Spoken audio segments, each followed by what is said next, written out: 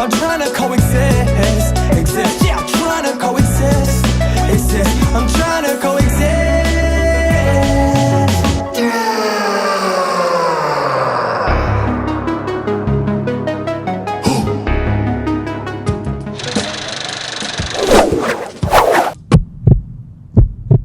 We are back with another episode at EGP, Ethics Law Podcast, Chapter 45. We have Ana Pinzón, a true testimony of resilience and overcoming challenges. What kind of challenges did she have to overcome in life? It was choosing a man that couldn't value her for what she was, and unfortunately put hands on her.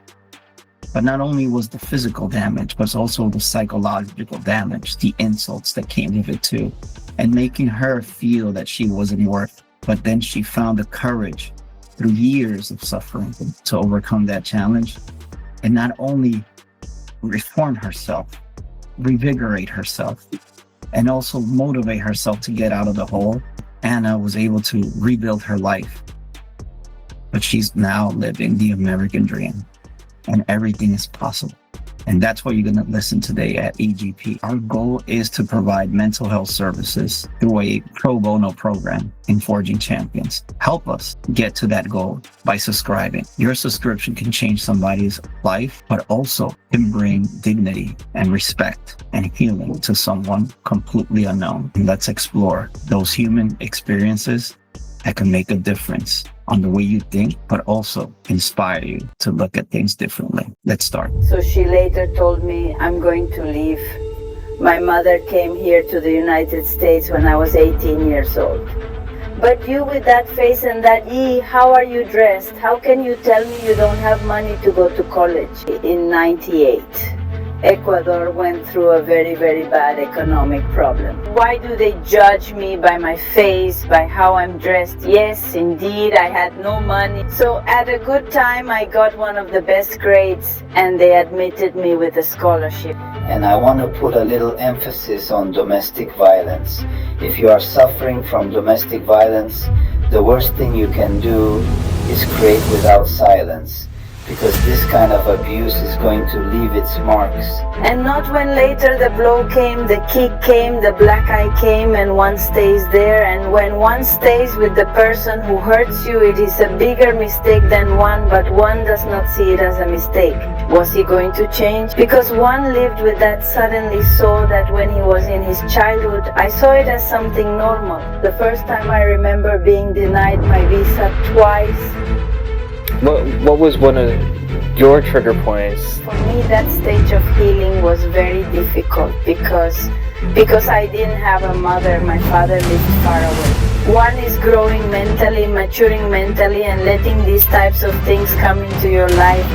It really is an explosion of despair, of not knowing what to do, and you stay there like a wounded animal. That issue was also horrible because he was irresponsible. He didn't comply, and so was the owner. He was too drastic a person. And in the end, I left his company and told him, I can't work with you anymore. What makes me different from other contractors is the level of responsibility that I have, the warmth and quality of person that I consider myself. It is not the same to trust a company that does not have insurance, in which it cannot give you guarantees before a company that has been approved as a federal contractor, and not just anyone accesses that. So everything I've done and what I'm building now can prove that I'm the person. You can be what you want to be with your own effort, without needing another person to tell you everything you have to do. But by incentive yourself, you can do it. And I feel very proud of what is happening now, of my daughter too, because she has that. Look, she has a life plan of what she wants to do now.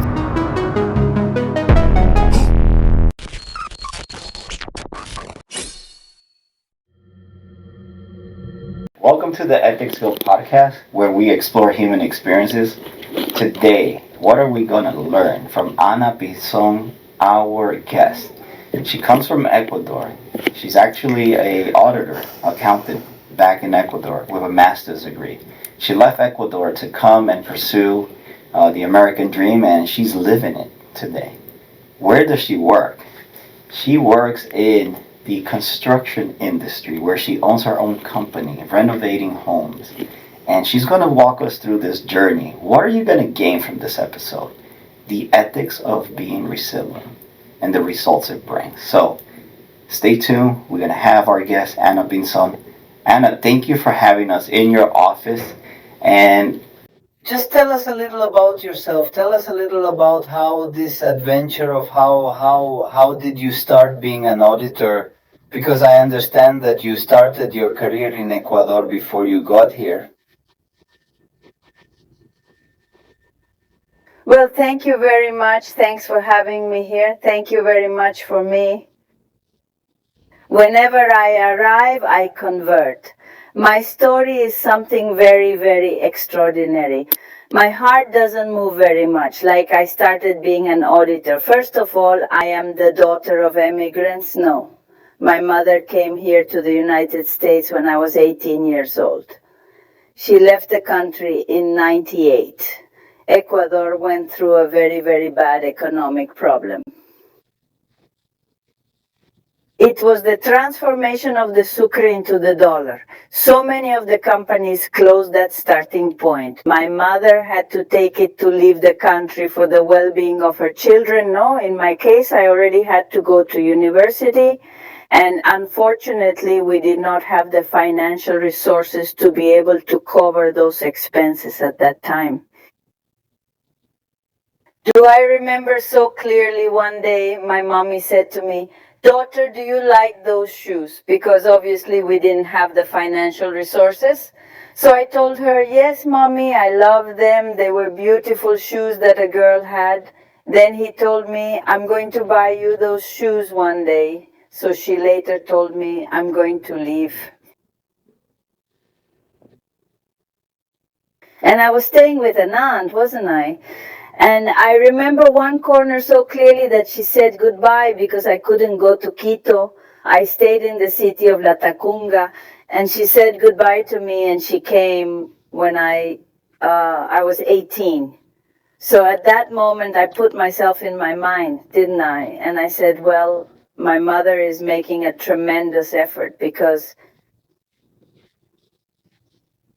Is that a family endeavor? No, I started good all the time. She had been a good student, a good athlete since school, since college.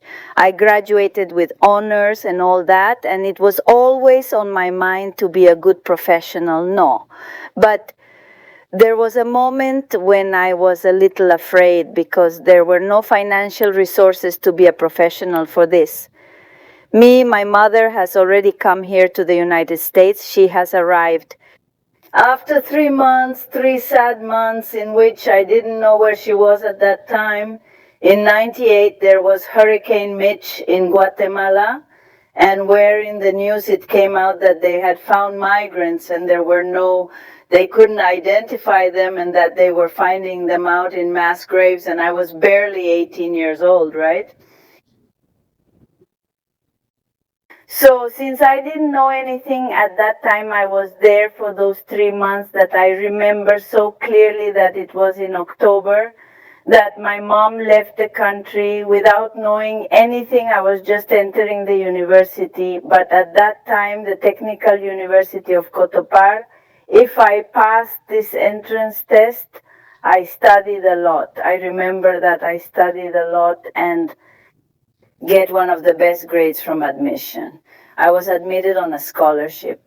Before that, I remember so clearly that I went to tell them, look, I don't have money to go to college, but I want to go to college. And I remember so clearly that the person there, the social worker or the psychologist, I think now he said to me, but you with that face and that how are you dressed? How can you tell me you don't have money to go to college?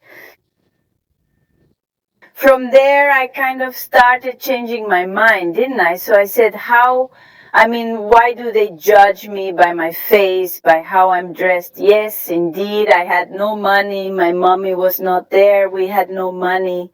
So at a good time, I got one of the best grades and they admitted me with a scholarship. I didn't have to pay absolutely anything. And from there, my career as an accountant and auditor began.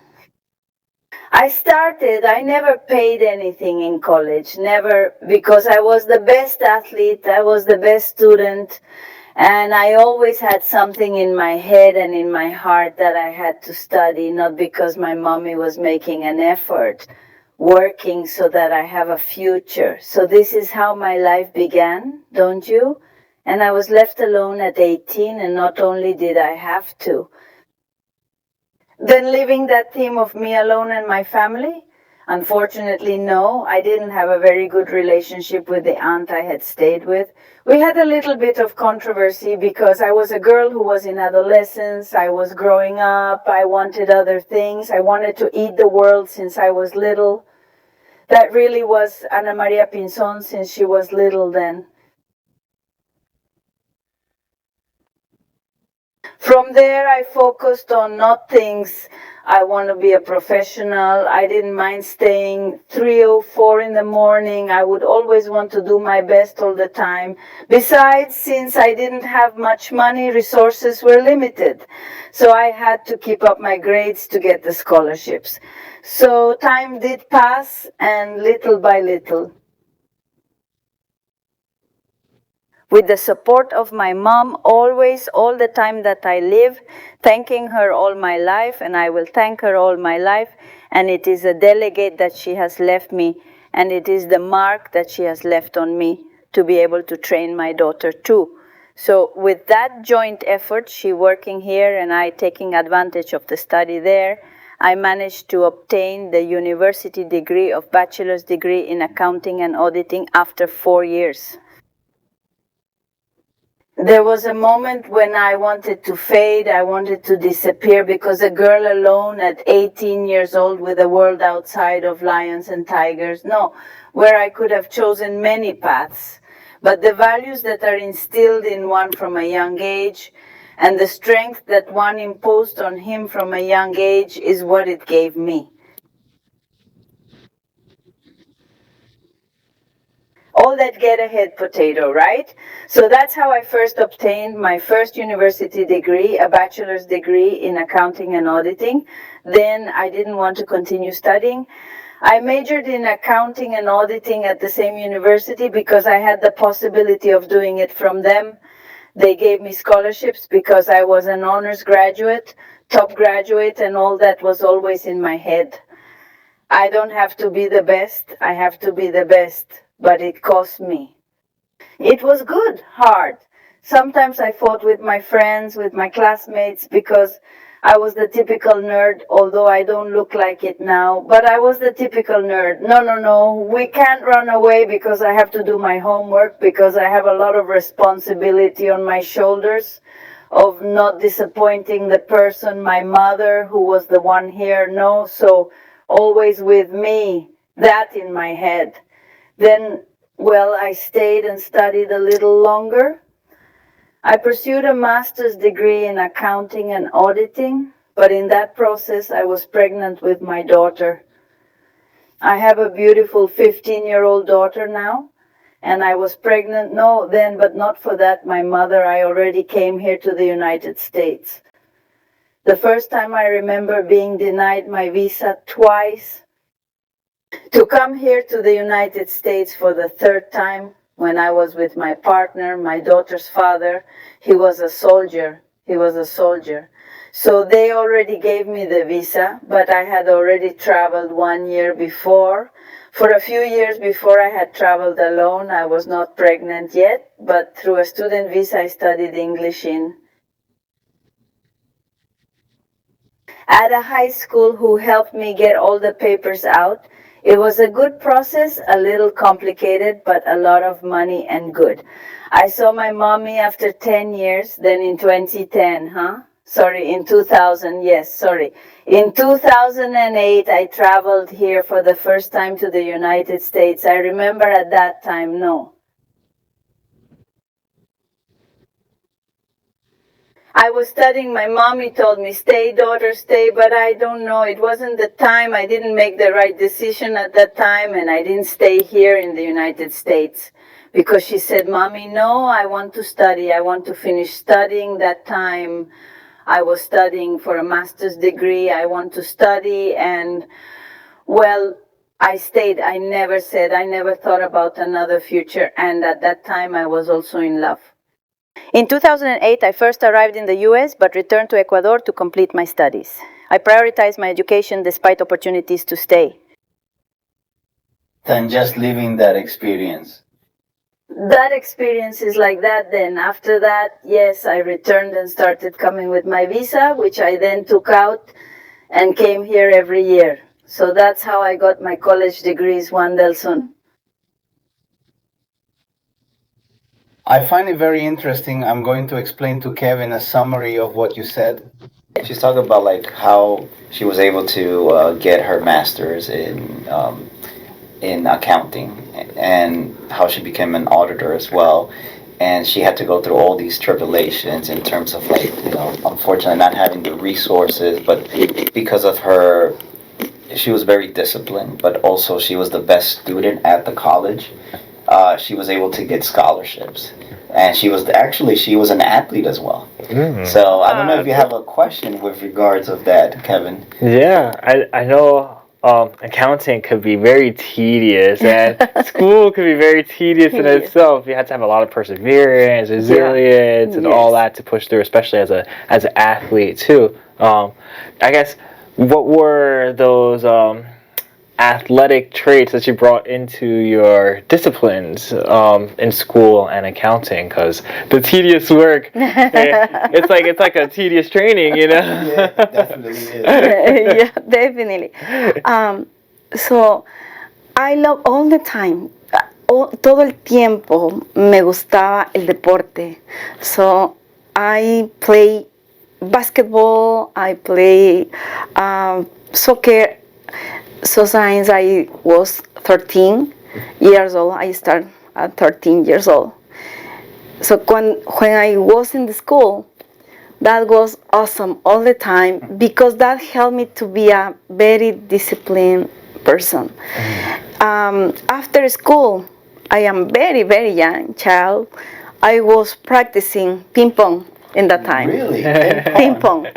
So I remember, so I had one teacher in that time.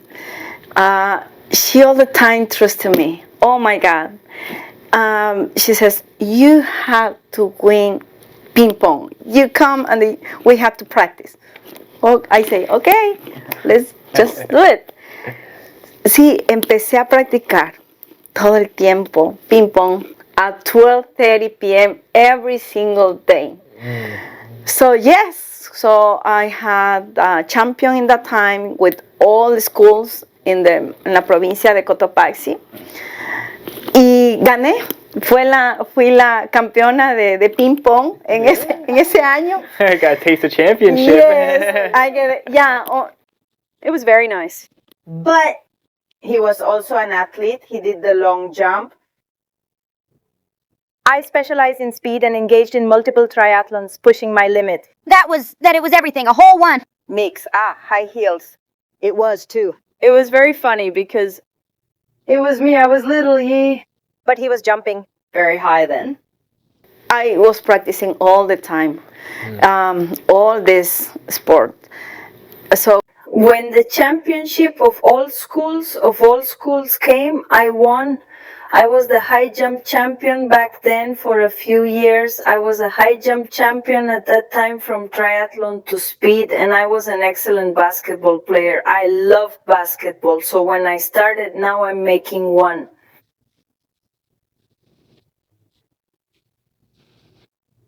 A remembrance of what my life has been like in all that time. I really see that the discipline that I imposed on myself has always had since I was little, because I also remember, sometimes you must remember, going, you are Ecuadorian. There were war bands, not in schools. So when I was little, I already finished elementary school.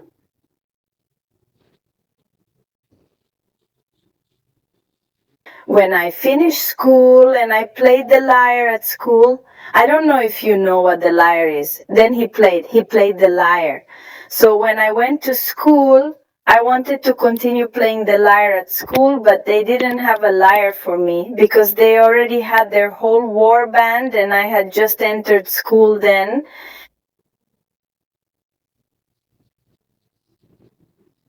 I talked to the principal of my school, please lend me a lyre so I can play at school. They lent me the lyre. Then I left the school, I removed the lyre from the school and I returned to the school and I went to the practice of the war band.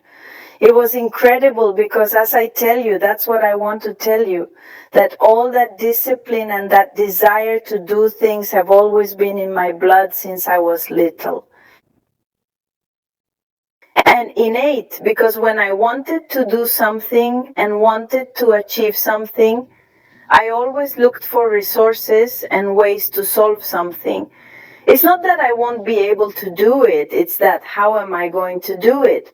Or wasn't I even wondering how I was going to do it? It was just like either I have to solve, and I do. And I went and talked to one, I talked to another, and I talked to another, and I managed to fulfill what I wanted, right? Have you led yourself with a lot of initiative then? Yes, I have definitely been a person who has taken a lot of initiative in solving things and solving my life. And that's how it has been maintained. Of course, there have been moments. Wendell, not everything is rosy like everyone else. No, Ana Pinzón has had her mistakes. If Ana Pinzón is a person, she is a human being who has made mistakes. He is a human being who has remained sad, disappointed, sometimes of the same things. But even though it sounds like I always say the same thing, it's like I fell, he wiped my knees and I continued because I had no other options. Okay.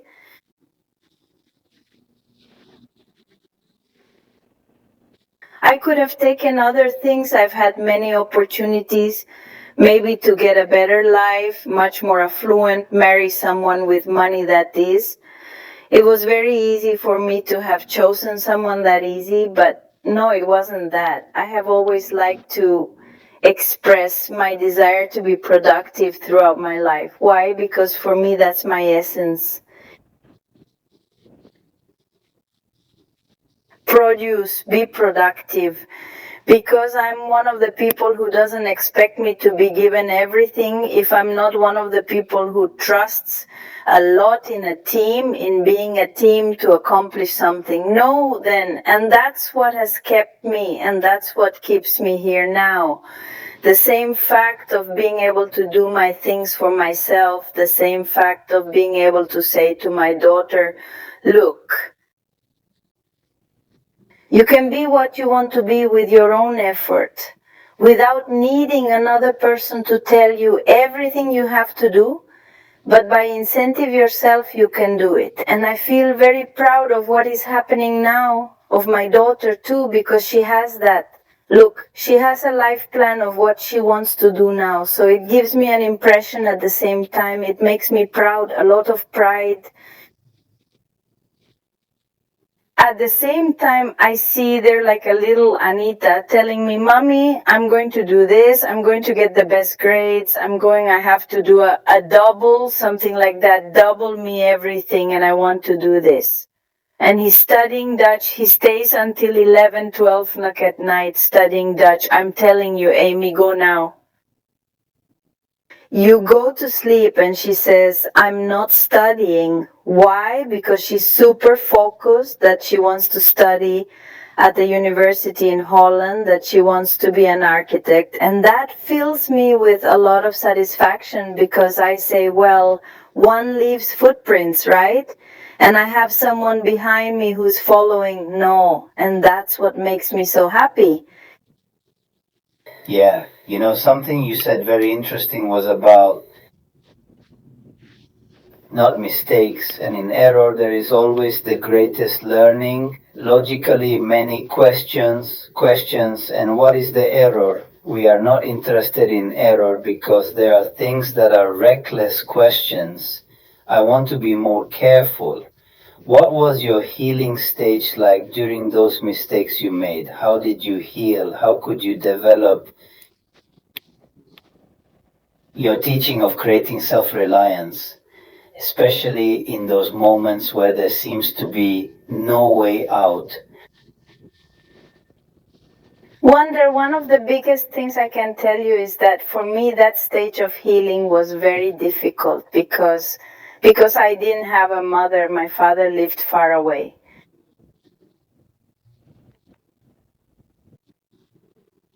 My brother lived far away. I really felt lonely, didn't I? And the healing process in a moment of loneliness is very difficult because many times you can make a decision that is not correct.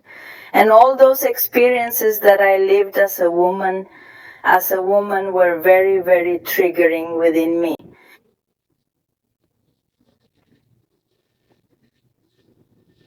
To give me that courage that I have now, how I healed. That part is surrounding myself with friends, because those who were with me in those difficult times were my friends.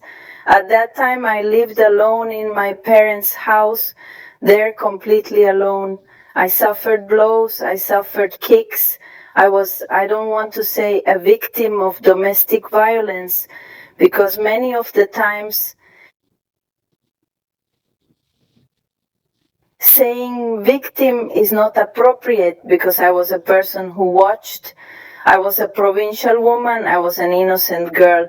Yes, I can say yes, innocent, always believing in love, thinking that this person is going to change and is going to do things well, and listening to what is going to change. Was he going to change? It was going to change.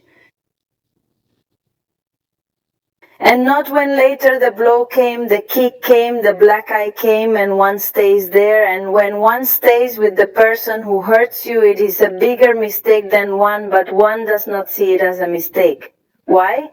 Because one lived with that, suddenly saw that when he was in his childhood, I saw it as something normal.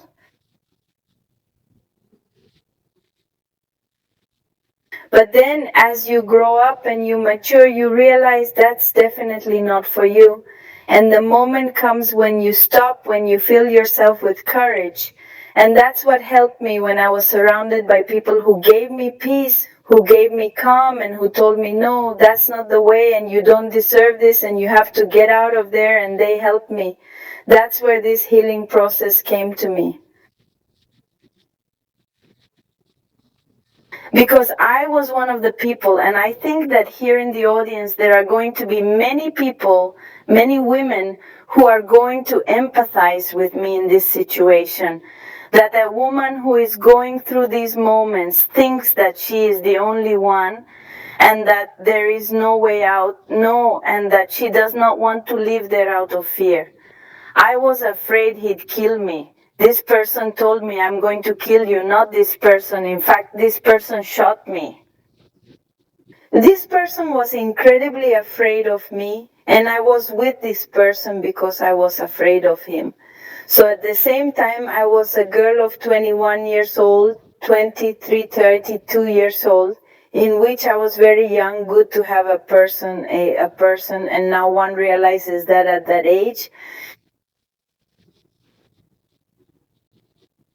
one is growing mentally, maturing mentally, and letting these types of things come into your life. It really is an explosion of despair, of not knowing what to do, and you stay there like a wounded animal, there at the disposal of the person who has hurt you. You can't get out of there because it's very difficult, because it's easy to tell him, oh no, because you don't get out of there. Just let it go or not. At that time, it's pretty hard.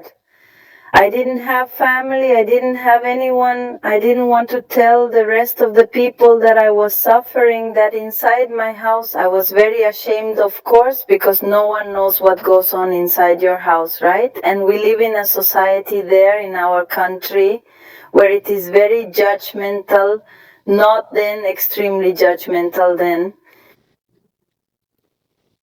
One can endure, but a moment has come when I said, no, I can't take it anymore, I have to get out of here, I have to heal. And I remember I don't know if the person is still alive, but I had a psychologist who told me, you don't deserve that, you have to get out of there, you have to be strong, and I was the psychologist. I remember that time of my ex-husband, and he said to me, Anita, don't stay there, come out. But I was wondering, where am I going? What am I gonna do?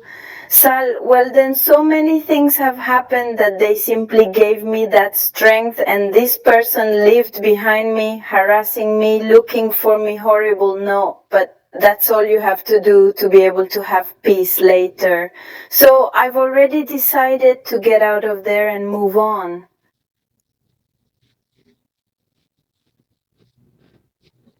With all this, I clearly remember that I lost a baby at that time, 2 babies with him, and I had a vehicle. He was going to me, to my company where I worked, and he wanted the vehicle, and he took the rabbit away from me.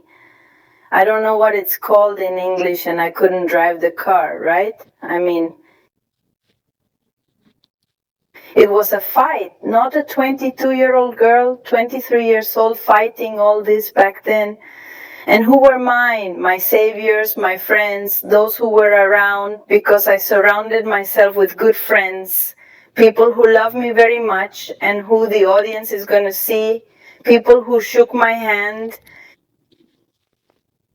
And that he took my hand and said, yes, Skinny, here we are with you. And at that time I was skinny, so continue. Yes.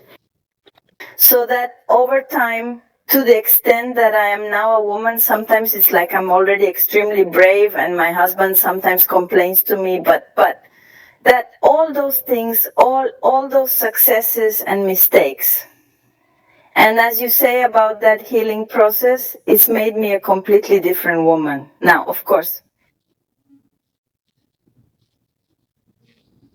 they are not traumatic moments that you not only must experience, but you must also decipher how to reach the solution. And thank God you got not only professional help, but also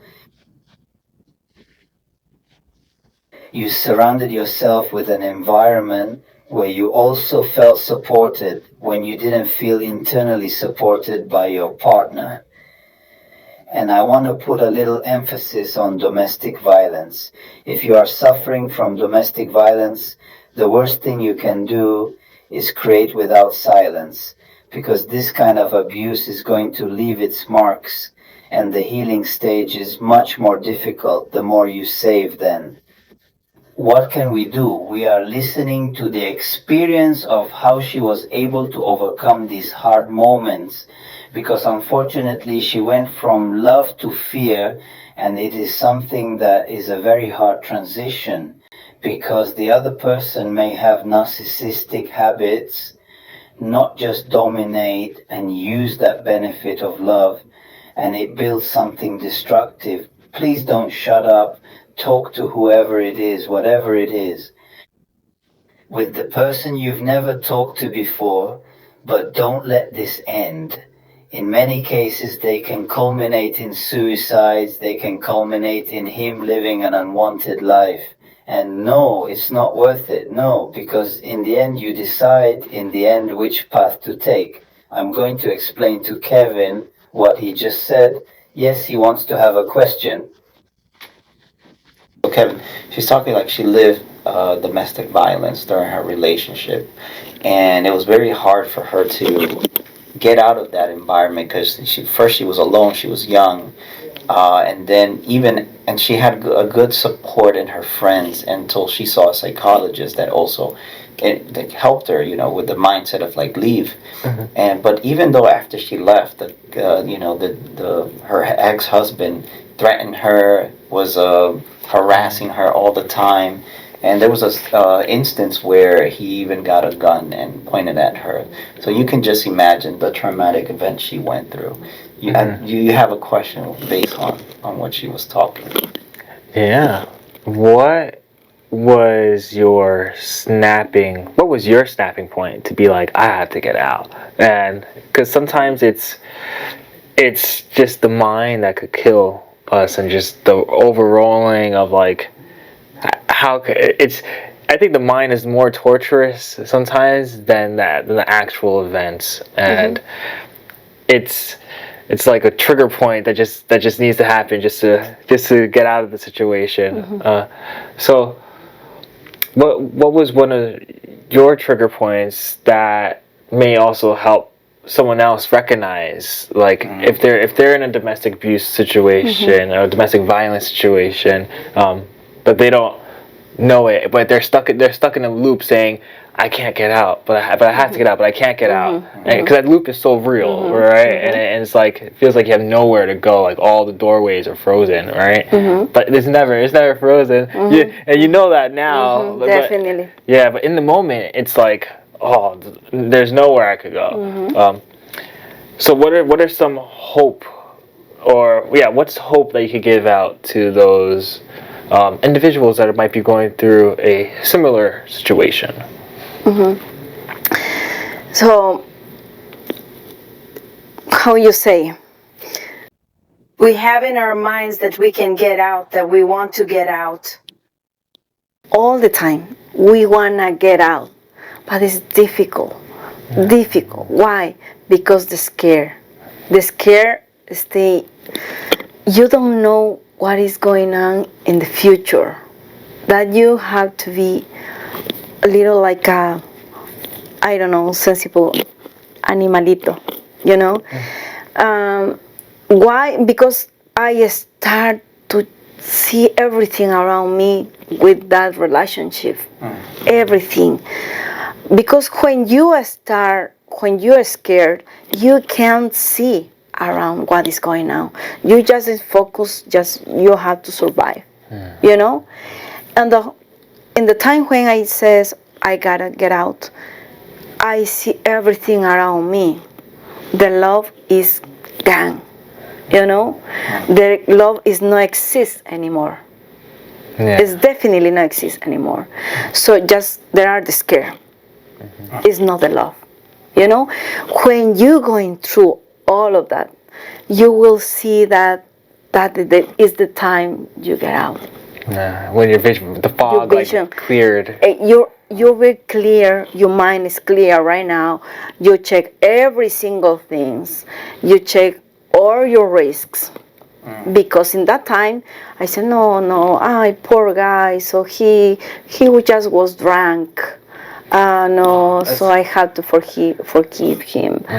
You know, something so hard on the lady's part, right? Exactly. No, he will change in the future. No, I have to put in my mind, in the future will be different. That will be improved. You know. So, but definitely that never happened, because that happened another time. I remember him. So he hit me all the time, and then he come, and él se arrodillaba. Okay, perdón. Él says, forgive me, and inside my mind, okay, so he will change. He crying,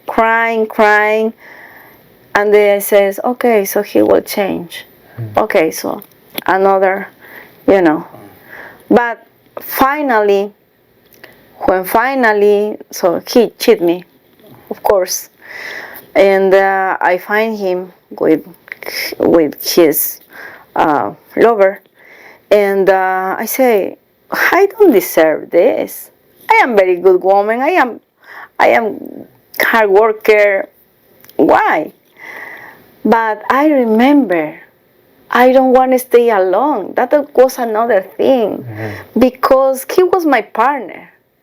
And they say, I don't want to stay alone. I remember, so I put all his stuff in the boxes, and he came, and he just left with the boxes. And when he left, I called him. I told him, please don't leave me alone. You know? Yeah. Me humillé tanto porque yo no pensaba. Yo no sabía. It's another fear. Exacto. So At this point, I understand a lot to the women who are there. With this person who hurts them because Well, no, absolutely not. It truly doesn't seem like it. the ability to see what's going on. all around here and now at this moment? I don't have that capacity in that time. I see my world around. I told him, please don't leave me, don't leave me. He was, él estaba golpeándome. Él me quería matar. He wants to kill me.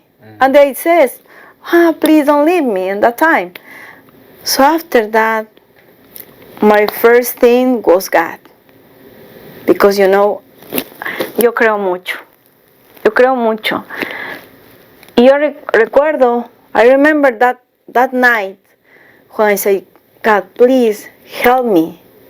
I start to open my mind. I says, no, this guy wanna kill me. This guy made me a lot of things. This guy cheat me.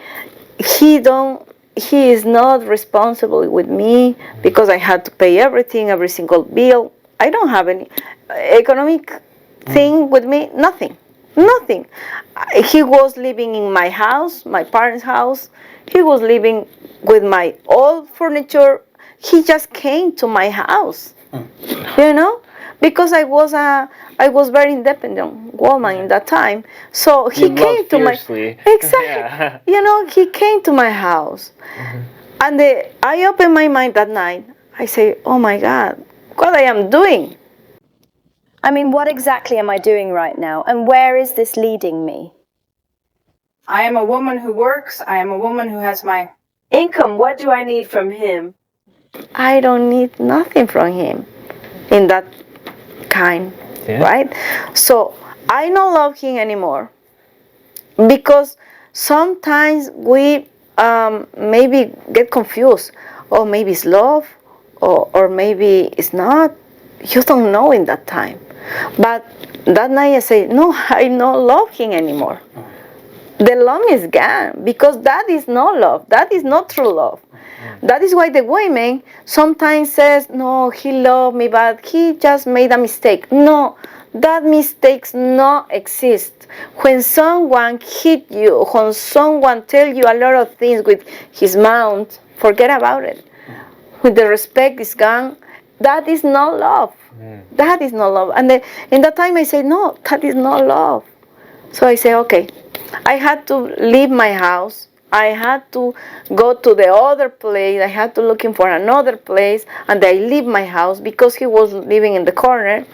And I leave my house, so I start to a new life. But anyway, so I continue with the scare because he was in the corner in my new apartment, checking me, and with my friends all the time they help me. Oh no, I mean, look at this guy is in the corner. Please be careful. You know? I know what you mean. So then it's like when you're home, putting a chair by the door. Horrible time. So, but when I knew that this guy get a new girlfriend, I say thank God. I say thank God because now he is not focused on me. I say thank God. So. Proud of you for that. Yeah. Great job making it out, recognizing it. Yeah. Definitely. And it is. And one that I wanted to point out is during the moments of havoc, there are always these justifications, right? And also for people to understand the environment you lived in at that time. I don't know now, but at that time there was a very sexist culture. And in that sexist culture, it was common to see that, for example, the man went out on the weekend to drink, returned later on the weekend. If he was in a bad mood, he would hit the woman, which are unacceptable acts. But that was culture, and for example, women, I hope they don't do it to this day. They tolerated this because it was cultural, it was that man of the day. He arrived, he was aggressive, that is not all men, but if we could say culturally 111, a large percentage, yes it is. Or was it at the time? So we are talking about Ana and this culture, about that environment. I hope it has changed for the better, right? But in the development, in your development, because I imagine it must have been too painful. But once you got out of this experience, you discovered yourself.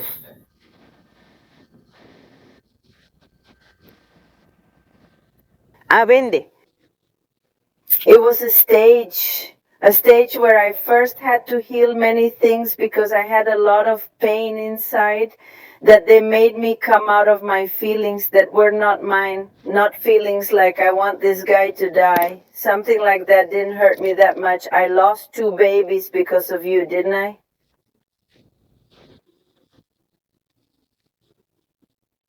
But I didn't start there. Healing everything inside me.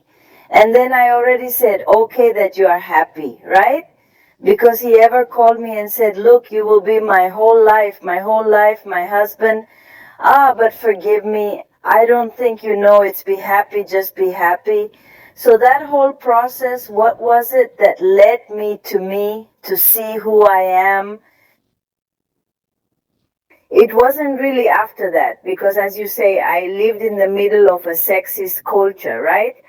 And I was always a woman who did not want to do without discrediting the women who dedicate themselves to their house, to having their husband, their children. I don't want to discredit anyone at all, but I wasn't that woman. I wanted to be an executive. I wanted to be an empowered woman. I wanted to be a professional woman all the time. And in those days, that looked maybe like an act of rebellion. That was me. It was Ana Pinzón, the rebel, because the rebel doesn't cook for him, she doesn't iron him, she doesn't wash him, but it's culture in general. I met someone else later,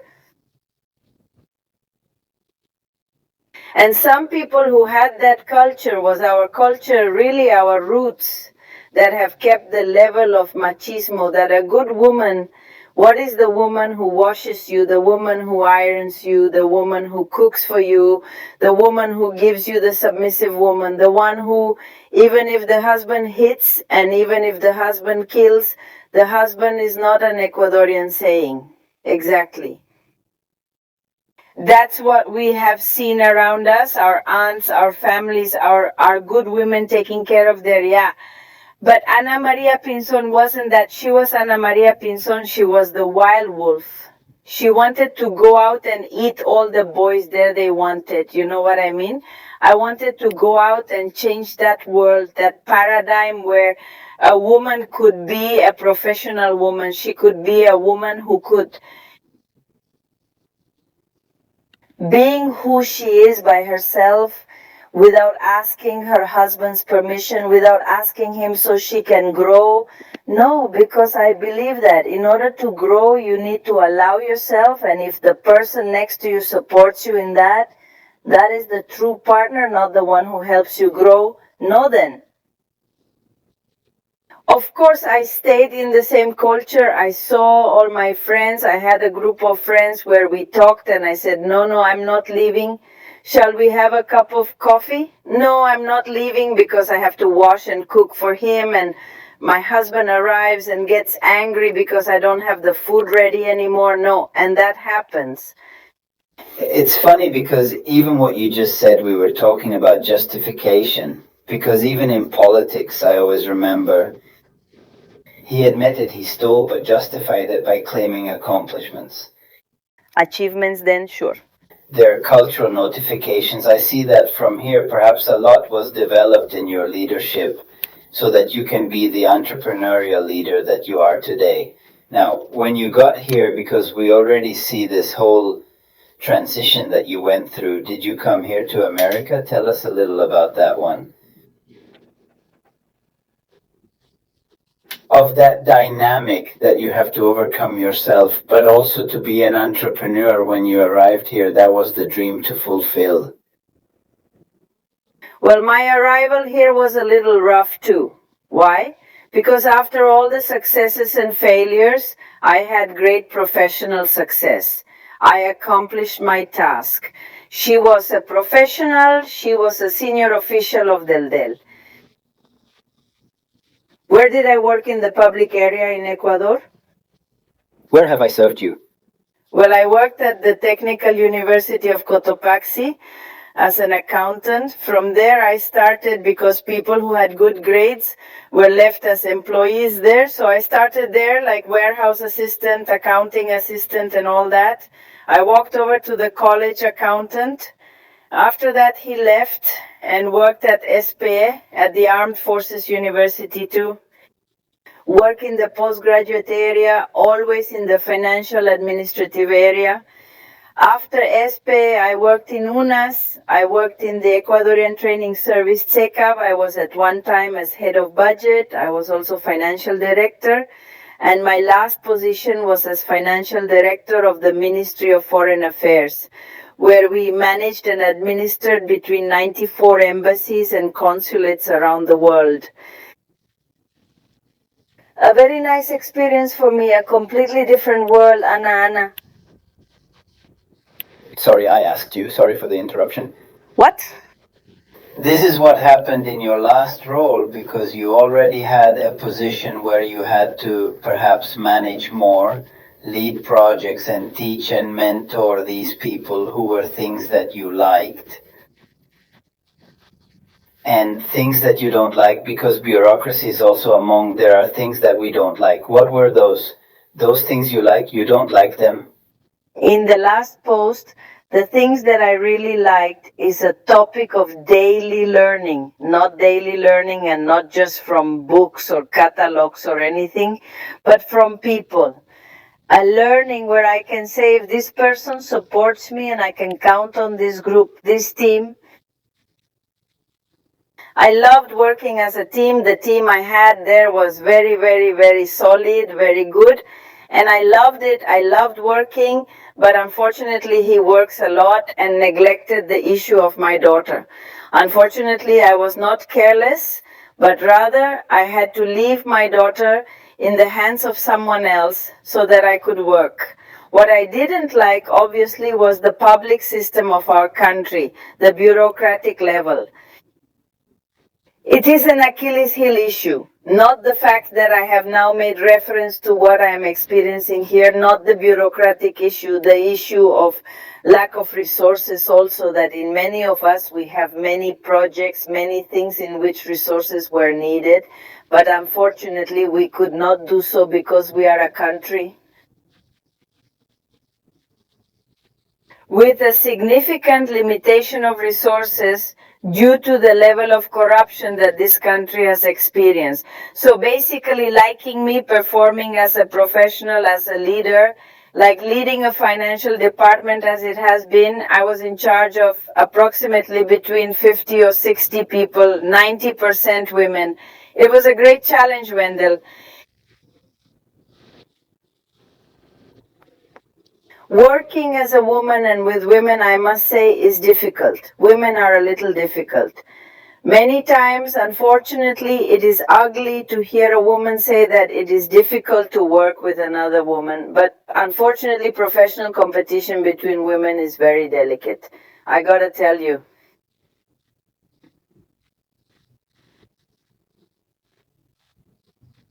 I've been through that a lot, haven't I? Over the course of all the years of my professional life, I have suffered a lot from this issue of women against women. No, but I reached a point of balance in which I have already reached a level of emotional maturity. Where could I balance? It's swinging, isn't it? I liked that learning that cost me at first, that made me change empathy. Not being empathic, but sometimes I was in a position where you can't empathize too much. No, because I am a woman. The assistant is the assistant. She is a woman, and I mean, I can't. Does there always have to be a balance? No, because on the one hand, I am the person. What makes it comply with guidelines and that it has to enforce guidelines? No. And on the other hand, it is in empathy. Right? So it is a level of balance that one must have until true.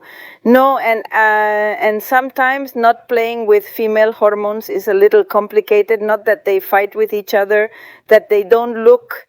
It's that Anita looks. It's that she told me, this is how is it possible. This is that this payment that I don't know what, but why this? Because then I got to the point of being a mediator, seeing girls, and when there was no way, okay, it was over. Do we do this? Won't you do like a little firmer? No, because not. When you start to be a little very benevolent, it's a problem. So this has helped me a lot to be a leader, to direct,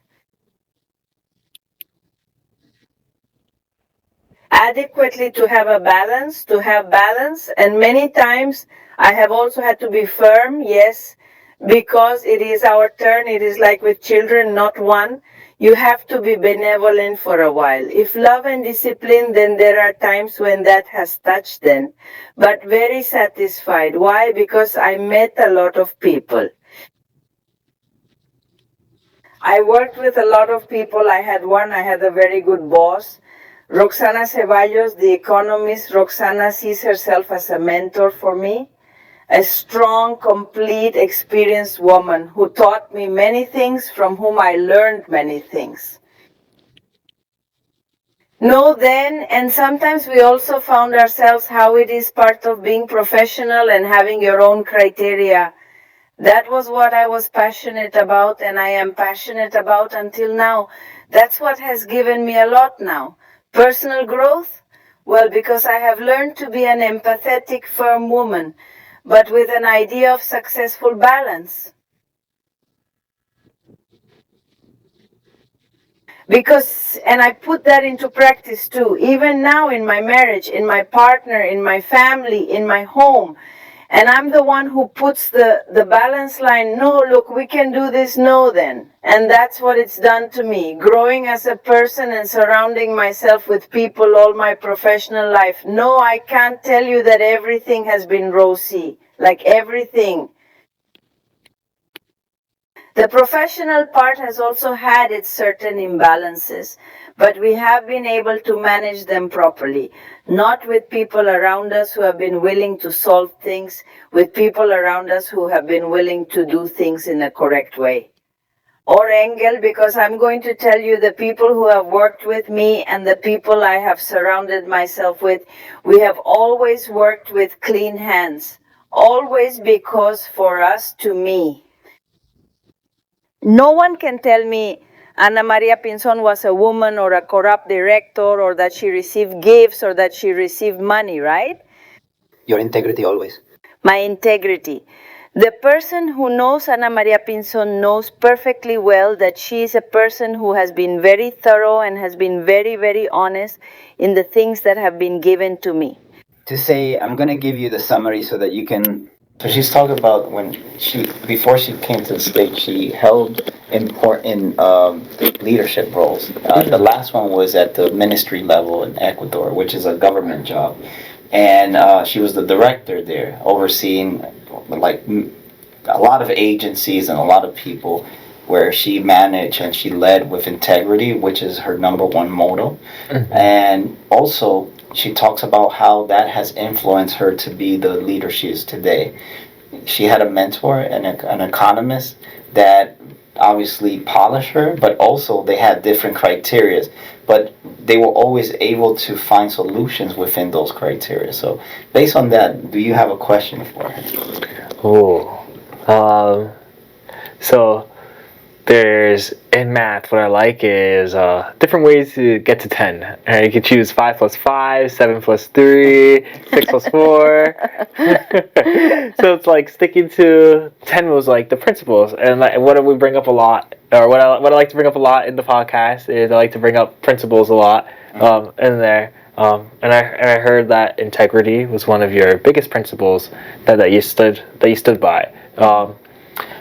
During those moments where there was where criteria were different but the goals were the same, how did you guys align the vision?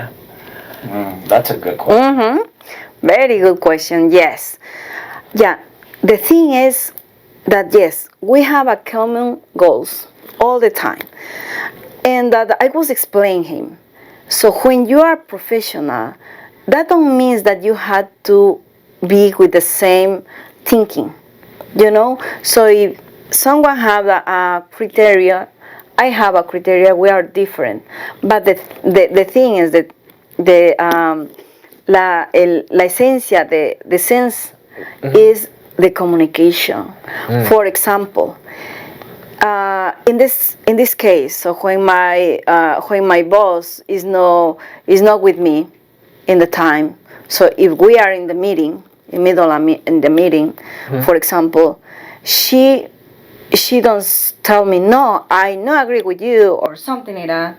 No, so we would deal like a little diligence, and after that we have a conversation, the communication, just she and me, because I never see that she told me in front of the rest of the people, no, I know agree or something like that. I think that is the best communication in this kind of things. 100% agree. Because sometimes I see around me the director or something tell his assistant or something like that, no, you are doing wrong or something in front of the rest of the people.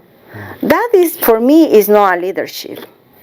That is, como digo, un tirano. A tyrant. A tyrant. Yeah. A tyrant, yeah. Why? Because that is not the way. No tiene que hacerle quedar mal al frente. It's not necessary that the assistant get bad or something, you know. They get yelled. Yelled in front of the people. It's embarrassing. Yeah, that is embarrassing. That is, and if you have a difference with someone, you don't have to tell them in front of everyone. So all the time, so we have but you don't have to be conform all the time. But so that is the trick. The like very good in private. Yeah, in private, very good connection and the very good communications, you know, and la discreción, porque the discretion, yeah, the discretion, because if you really think about it, there's a saying in Ecuador, dirty clothes get washed at home. Yeah. So what does that mean? It's like, if you don't agree with me about something, let's do that in private, right? Where there's we don't provoke a bad behavior. We don't provoke that we're not connected, because it's easily for others to say, oh, these two are not connecting, and they would take advantage of a house divided. So it's important. What Ana is saying is very true. And we suffer a lot from that in the U.S., because we believe that freedom of speech is being disrespectful and undignifying somebody. Because I have freedom of speech, I can just humiliate you. But that's not what freedom of speech means. Freedom of speech means, like, you can say anything, but remember that the other person has also freedom. And if you don't want them to use that freedom against you because you're provoking them, they're going to respond in a way that you might not like it because you started it. But what Ana is saying too, it's like the discretion. The importance of discretion, We live in an era where we have social media, right, and different platforms, and what sells is the indiscretion. And now we believe that indiscretion is the new discretion. And we're confusing the minds of dignity here. La dignidad. And so dignity is like, have dignity with yourself. How will you, if you can't treat yourself with dignity, don't have an expectation that you can treat others with dignity and people will treat you with dignity, because they see the way you treat yourself. And they will be like, oh, this person allows all of these things, right? So that's cool. I'm gonna, since it's okay, I get my free pass, right? So I like what Ana is saying in terms of leadership. Te iba a preguntar, Ana, porque parece que tuviste una muy buena base. Y a pesar de tu evento traumático, de tu experiencia matrimonial, el cual me alegra que de verdad ya no estés en esa situación. Pues me imagino que, aparte de ser doloroso, haber sido un evento donde fue transformativo, para bien, gracias a Dios, ¿no? Te quería preguntar, cuando ya tuviste esta base educacional, de liderazgo, experiencia laboral, llegaste aquí, tuviste que prácticamente, y como nos sucede a muchos, que se emigra a otro lado y se empieza de cero. And what I'm asking her is like, she had all these, these great leadership positions, and now she's starting from zero again here when she got here. ¿Cómo fue esa experiencia de saber de que de nuevo tienes que empezar de cero?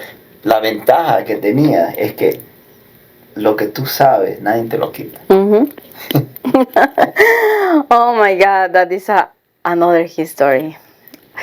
That is, yeah, you can't believe this kind of thing sometimes, because you just see the face. Ah, no, she looks nice, or she, but you don't know what is happening behind, So when I came here, I say all the time focusing. I had to looking for a job. I had to be a successful professional again. I had to doing this again, right? So, but when I came here, so all the time the people says, no, your degree is no matter here. Okay, so I have a barrier in my mind. Oh my God, no. I know, I don't do nothing here. What I will do it.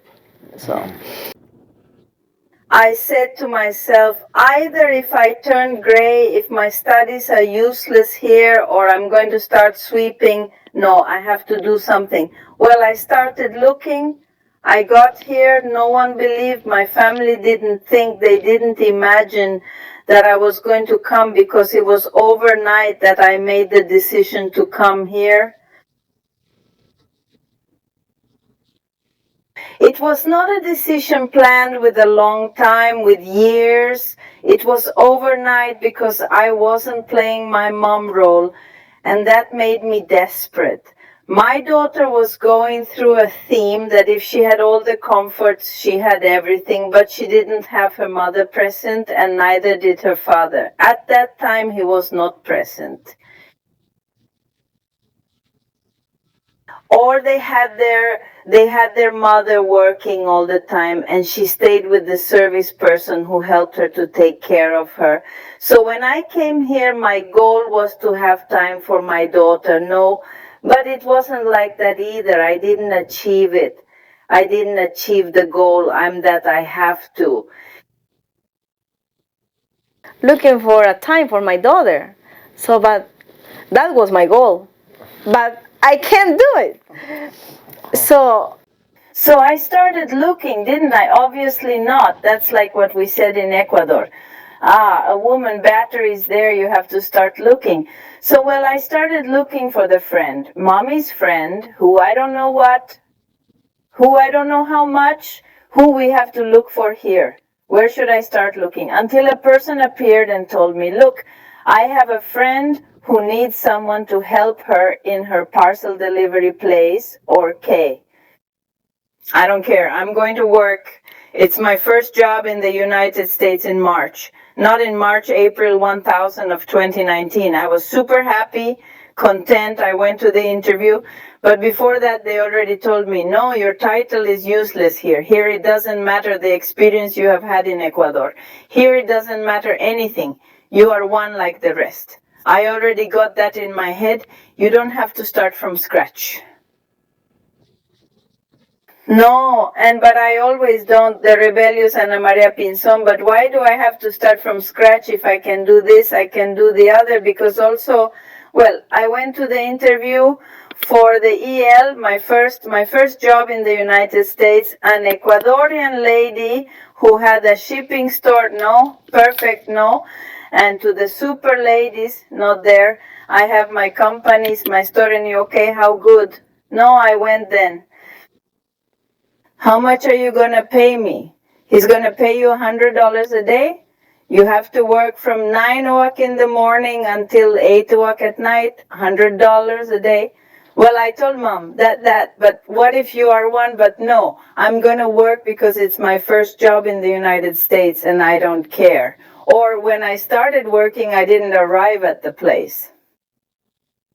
To the place from where money and packages and all that was sent. I was a store, I arrived at the place, I had managed Wendell millions and millions of dollars and all by system. I never saw the money manually, I never saw it more than when I went to the bank, I never saw it, no. But here the money was like that.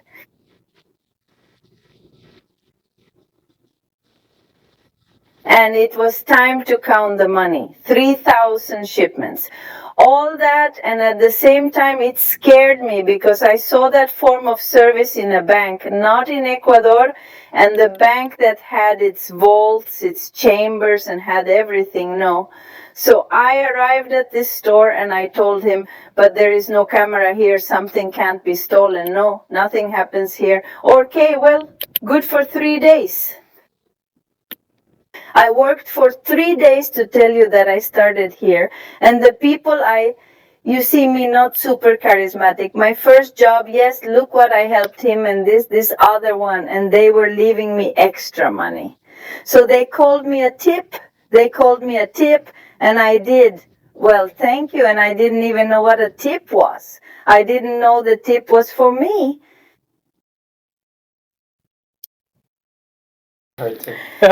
Entonces cuando yo cerraba, when I was closing the cashier, I give her the tips. My boss, I give her the tips, and she never told me, no, this is for you, because the people give you the tips. Okay. 1 day, 2 days, the third day, I was working over there. And after that, we didn't have a safe where the cash register was damaged. The money stayed in some bags that I had to leave there. No dustware for me. Was there much negligence then? And then on the third day, $4,500 disappeared, and $4,500, and I was in shock, right? Because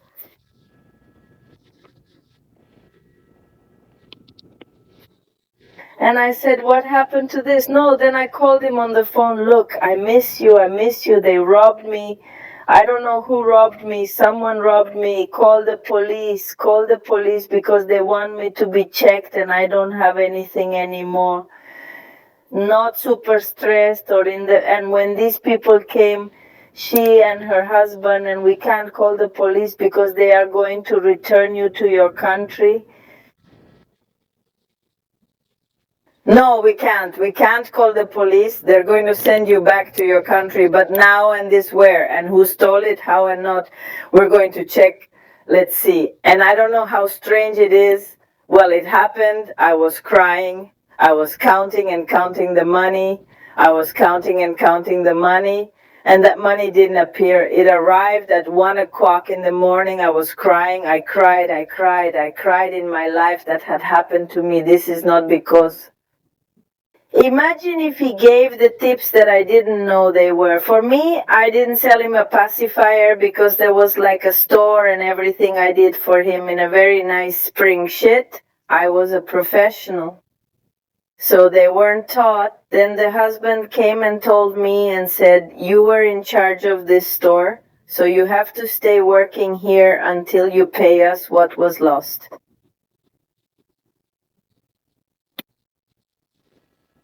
Wow, so that's very corrupt.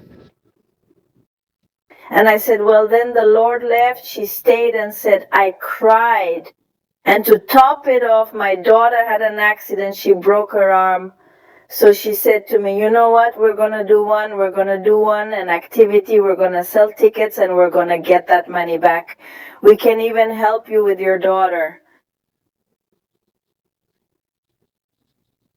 I said, how strange the way of doing things here. Not very strange. Time passed. The lady still didn't pay me my money. What I had worked on passed a week, 2 weeks, 3 weeks. And she didn't pay me. He didn't pay me until one day I told her, look at this one I need. Please pay me. So she told me, not this one. Okay, I'm going to give you $500 and it's $200 from this week. $200 from the other week. She deducted $400. And why do you discount me? It's not that I'm going to discount you. How are you going to deduct me if I haven't stolen anything? I haven't taken it. Nothing, right? Because she told me that they know you're still working. The customers are super happy with you because you are very kind. You're very polite. And I remember a lady came up and said to me, and what are you doing working here with this person? And I'm not because this is my first job, right? Well, it happened and it didn't. So from there I said, no, me, why am I going to? And no, and the lady paid me $500 for like 3 weeks I worked. She discounted me. And I worked, and since I was Ecuadorian, wearing the t-shirt, I stayed until very late, closing the box tightly, putting everything in every last cent. Then he didn't tell me later, you don't know what I'm going to deduct from you. After the next one, I said, well, I didn't want to work anymore. And I said, no, not this. And I told my mom that she had a problem, and I don't know what good. She didn't know that they lost the money. I went to work the next day, and she tells me this. I tell her, look, you know what? I can work until noon because I have to go to take care of my daughter because there was no one to take care of her. It was given to my daughter, and she told me no, and she didn't want to let me out. So I said, you know what? I can't work here anymore because it's not enough for me. Imagine, it was $500 in 3 weeks. And working 12 hours a day. So she said to me, what do you mean you're leaving? You don't know who I am? I called, and I was in the store. I called the police because you stole my money, and I don't know what, and I don't know how much. I called the police, called the police, called the police. There I had to call my brother, my mother, my family. And it was a problem because the lady locked me in the store. You don't go out. I don't know what. I'm not going to go out. I went out. I went where I remember the immigration lawyer, and all that was a problem when, after all this was my first bad experience in the United States, my first job, the first bad experience. I wanted to return to my country, Wendler, because I could not in my mind imagine that a professional woman, successful in my country, with a very great reputation, would come to accuse me of owing me money. It was good, difficult, humiliating, and a person who treats you badly, like a dog coming from a place where I was very respected, because they respected me a lot. I was very considerate, I was very loved, I was very respected. I was the financial director of the chancellery. You were very respected to come to a person treating you like Al. To the tablecloth there? On the floor like this, y treated with tablecloth, trample it. Ecuadorian? Compatriot. Compatriot, and no. So I decided to get out of there, and they are good. The lawyer did some things and did a hard man and all those things, and it was very hard because since there was one and then one process, as the hard man put the lady. She gave me an order or didn't give me an order. She filed a complaint against me for an alleged theft. And then everything was all around, because then I managed to talk to other people, and then everything was all around. All this was engineered, it was done, and I'm thinking that they even stole themselves or something like that. What happened then, all that experience in such a short time? No. And I started in the courts, barely arrived and already had to go to court. No, then it was traumatic. Then there was a moment when I said, no, I'm coming back here and I can't be here. Then of course now here, yes, with my family, my mother, my age, my brother, my sister-in-law, my nephews, a completely different environment, right? I already felt the warmth of the family, the support. Don't worry, girl. Don't worry. Come, daughter. We'll solve it. Don't worry. Everything will be fine. It was different. So I already felt that family warmth, that hand and everything, and that. It might also help you not to take one. A hasty decision? Hasty or reactive. Exactly. So I stayed, I went on, and I was scared. I don't think I worked for about 2. I had a few moments, and she lived at my mom's house. It helped me a lot, and I stayed. But then over time, I managed to stay at home. I am one of the people who have to be doing something. I have to produce. After that came my second job, just like himself. I already had experience with this lady. I went to look for himself to a place where they sent money and all that. I noticed the cameras were in place and everything looked perfectly fine. The woman's husband, who did construction and painting among other things, seemed hardworking. She approached me saying I had good computer knowledge and mentioned her husband needed help with invoicing and related tasks. She asked if I was interested and I readily agreed. That's how I ended up working alongside her husband. My journey into the construction sector began with handling invoices and estimates. After they went on vacation, I had a brief pause in work, but eventually encountered a place where money transactions were made. While there, I spoke with people involved in construction and approached someone about opportunities, inquiring if he needed help similar to what I provided for others. He confirmed there might be an opening and soon brought me on board. I worked alongside this contractor, a skilled builder who became an inadvertent mentor, teaching me invaluable lessons on what not to do in the field. Yes. In the construction area.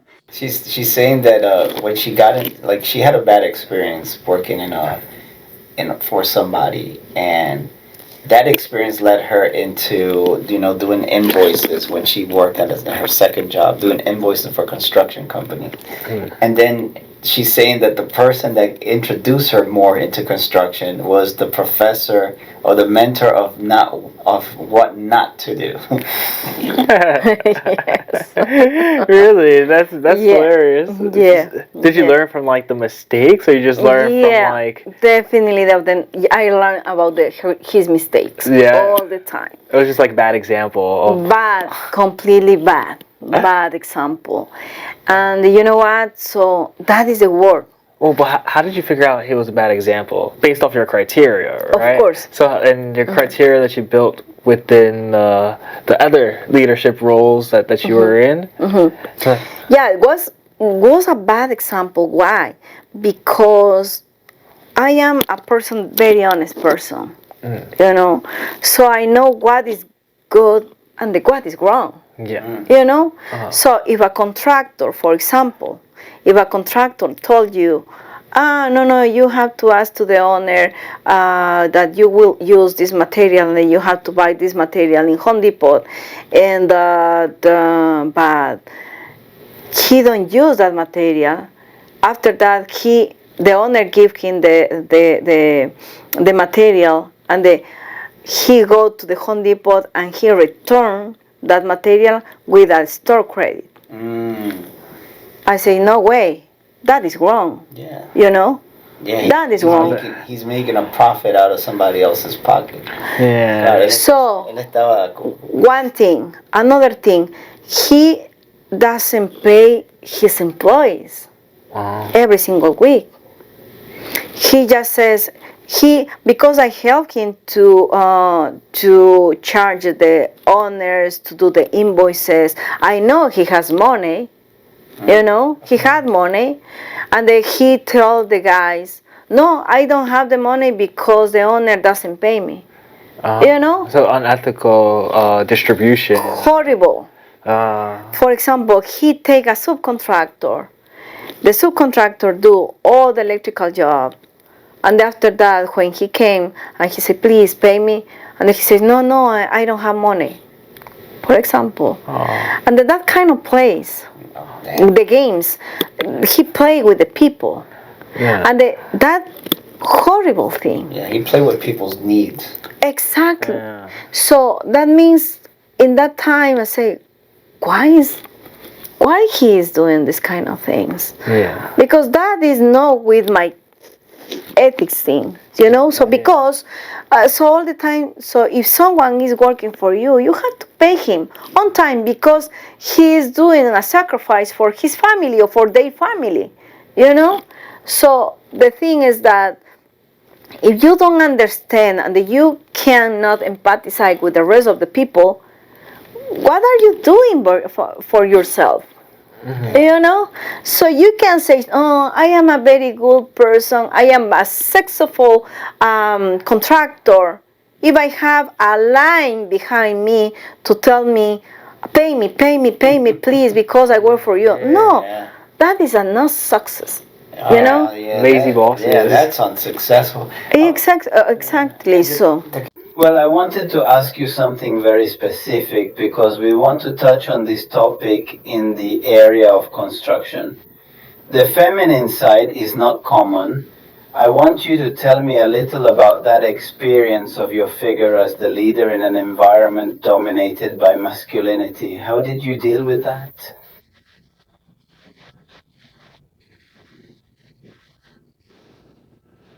What have been the perceptions they have had upon seeing that you are, for example, as we are going to see Home Sweet Home is Ana Pinzón's company, and which ones? What are the expectations that your customers have about you?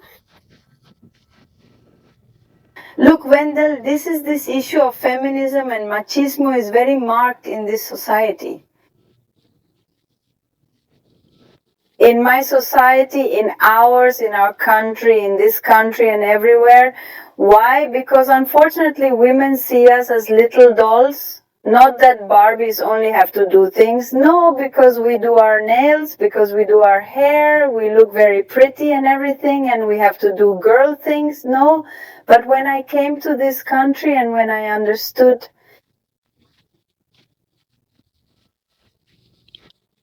that women, and not only when I came here, I always understood that women can be far beyond what they think they can do without raising the issue of gender. Oh, I'm a woman and I'm a feminist. No. I understood from the beginning, since I started educating myself, that I want to be a professional. No, then when I started in this topic in the area of construction, I didn't even know what a screw was, how it was said in English, because my English was basic and I had studied at university and everything, but I didn't know anything at all. I knew about numbers, I knew about administration, I knew about direction, organization, all those things. No, but I knew absolutely nothing about construction. But I always tell myself, Wendell, I'm a clever woman. Now, and I don't want that to be seen as modesty, but rather I believe it to myself that I'm an intelligent woman because I have to believe it. And have you prepared yourself to be competent in many areas? Exactly. So when I mean that I am an intelligent woman, it is when I open my mind to be able to learn a lot from many people and many things then. Did I learn from this construction person? Well, I learned, he taught me. I also appreciate that he taught me, no, that's called this. But for myself, I said, okay, well, perfect. And I remember once that he told me, you guys, you could get your own construction company, he told me then. Because I even lent him money, Wendell, because Ecuadorians are that confident, right? I was getting him a client. A big client told him he has to work with American people because let me tell you, sometimes Hispanics, oh, give me the yapa or give me the discount. We are not like that. It is our culture, and on the other hand, American people or other communities are not like that. They know what it costs, and that's what they pay you. They don't water, no, they don't tell you anything. So he told him, look, you have to work with Americans. And he didn't have that door open much to work because no, he didn't. So he didn't speak much English. So once he came over, he gave me a card. Look, this man found me at Home Depot and said that he was looking for a contractor or K, but there were some forms that had to be filled out. Everything was in English. You had to send photos, you had to send a very professional estimate. Everything was done well, and I started doing it. And I told him, look, we're going to do this, and we're going to win that contract. We're going to do it. I started doing all that. And in fact, I received a call from this person, and he told me, I am the person who is looking for the contractor, and I have this offer. Who made it? He told me why he thought we had hired someone to do that, and I told him, I did, and who are you? I am Ana, I am working with this company, blah, blah, blah. Okay, who is the owner? So he's the owner, blah, blah, blah, but I am his assistant, but I am doing all of this stuff. And I said, oh my God, let me give you a congratulations, because this is this is the most professional quote that I get before.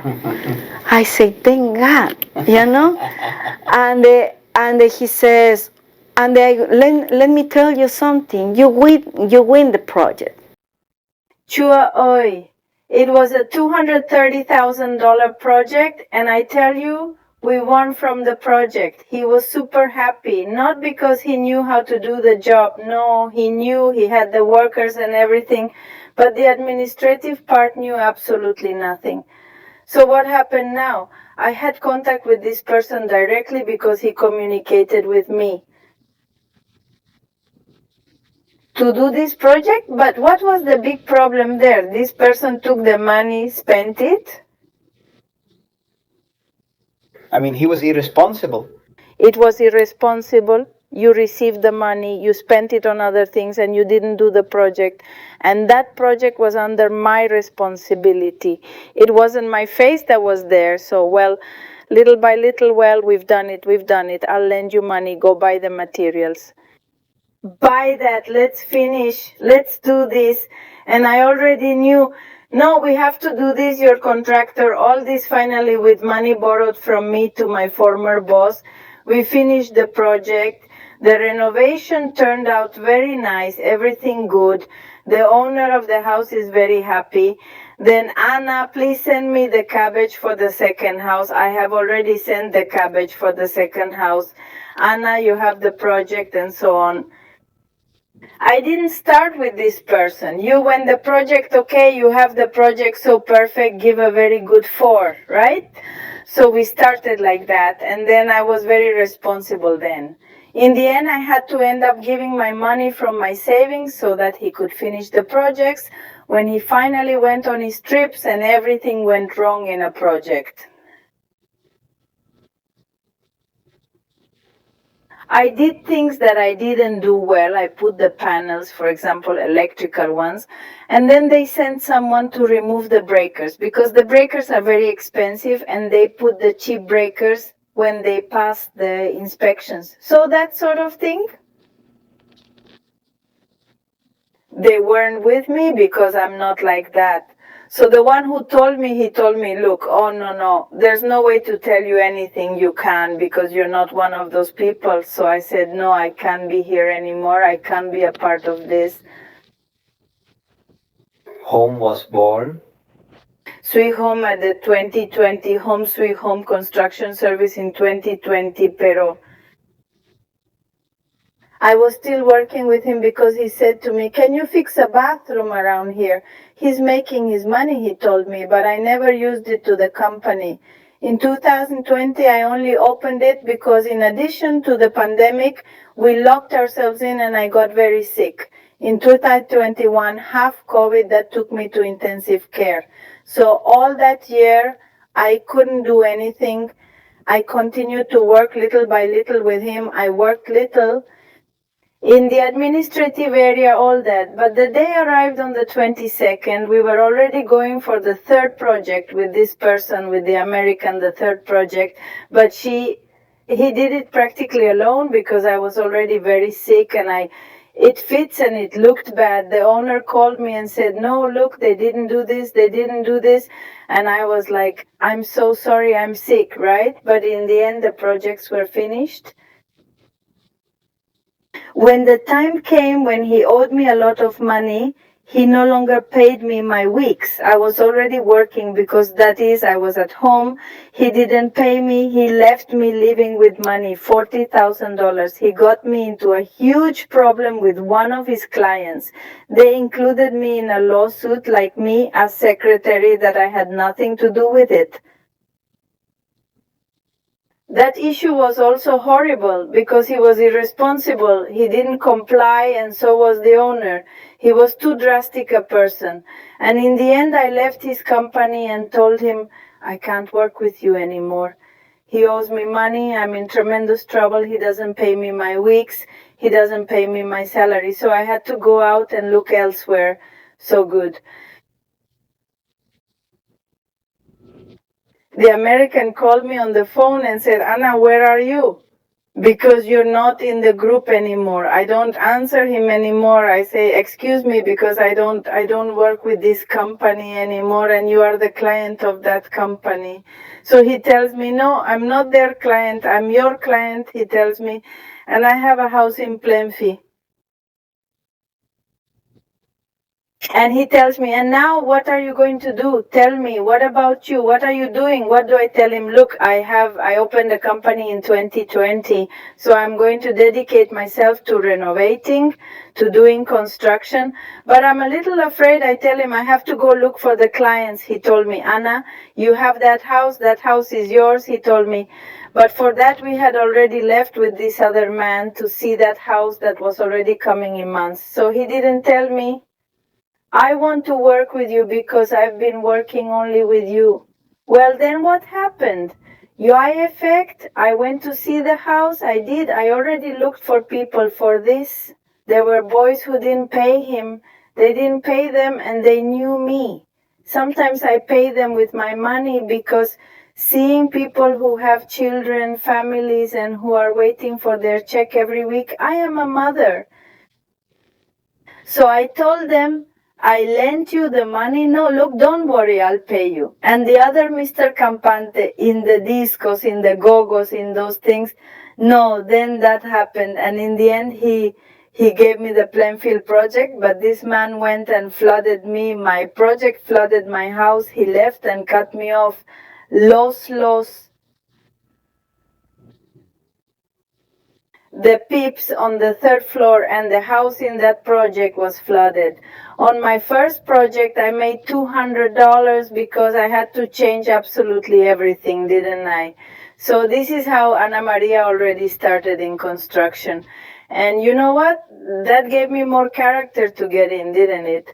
So I already had my group of workers. I got a person who used to work for him,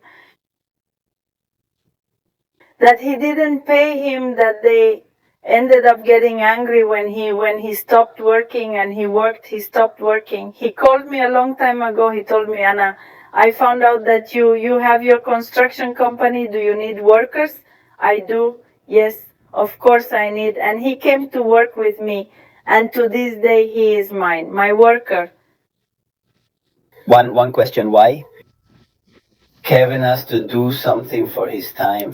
We want, and logically we want to make you extend an invitation for a part 2, because I think there are many. I have so many more questions. I'm too curious because, I want to go deeper into what we've talked about because there are so many things.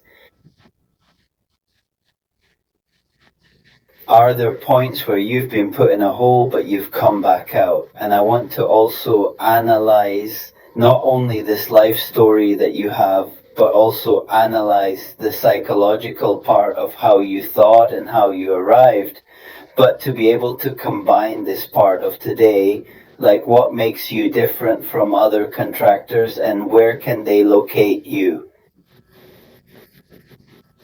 What makes me different from other contractors is the level of responsibility that I have, the warmth and quality of person that I consider myself. I'm a very responsible person. If I tell you I'm going to do something, I'm going to do it. If I tell you that this is going to be very beautiful, it will be because I put my best effort and put my heart and affection into things.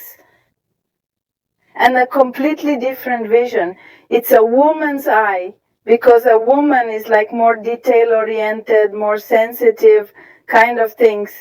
And the one who makes a house a home in all families is a woman. So women generally see that if a woman is doing it, they feel more comfortable. Clients relate to me, expressing their preferences freely, for instance, wanting specific results, and I value those interactions deeply. And I help them, don't I? So Look, I know that wall is badly painted. For example, I say to the boys, this wall is bad. No, but it is bad. Okay, no, because it has a stain, because they have passed, they have taken a yuan, they have made a touch-up, and they painted only on that side. So it's different. It's the detail. It's the detail, and it's the form, and it's the advice, right?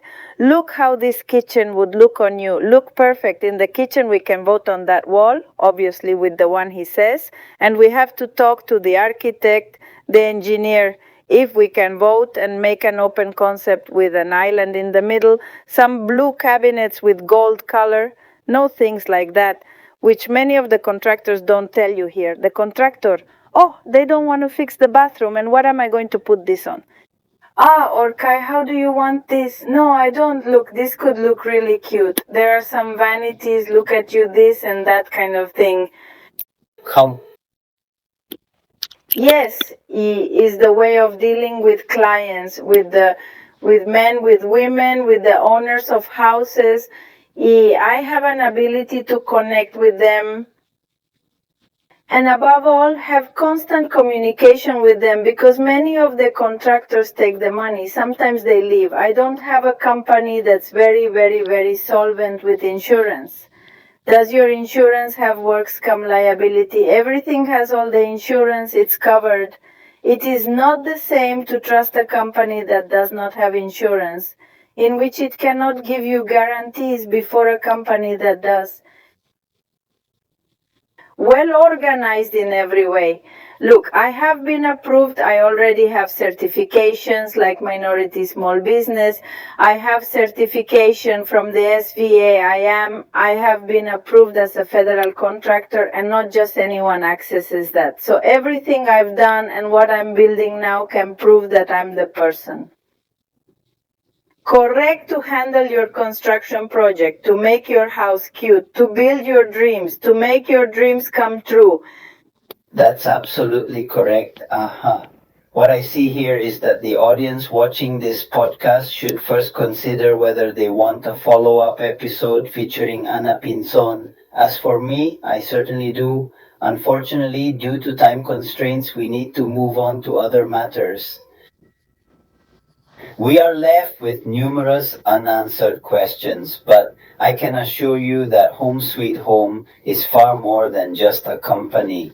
It represents the resilience and integrity of a woman who deeply understands suffering and perseverance. If you have a project that seems unattainable, Ana could very well be the ideal person to bring it to life.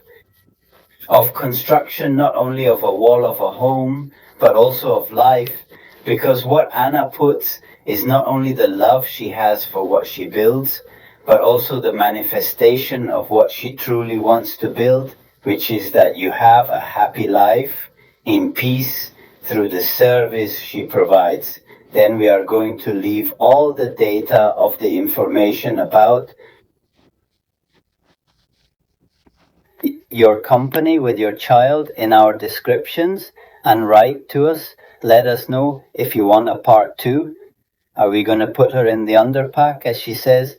Would you like her to come back to our podcast? Absolutely, yes. It's always a huge pleasure for me to share with you and be part of this wonderful community. Thank you all so much. I deeply appreciate it.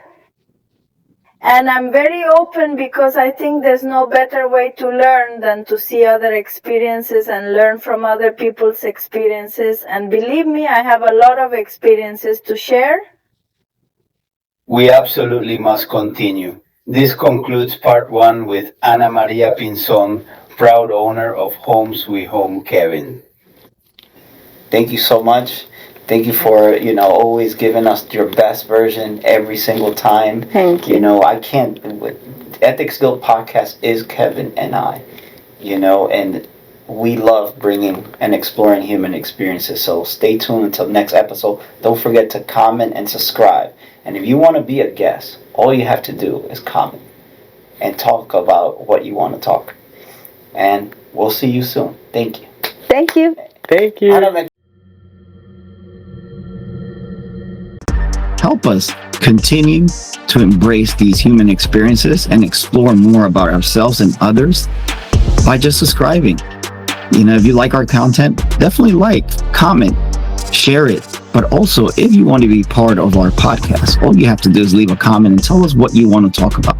Remember, this is the platform for the people, and we're here to explore those life experiences that are very unique to you and to everyone else. Don't forget to subscribe.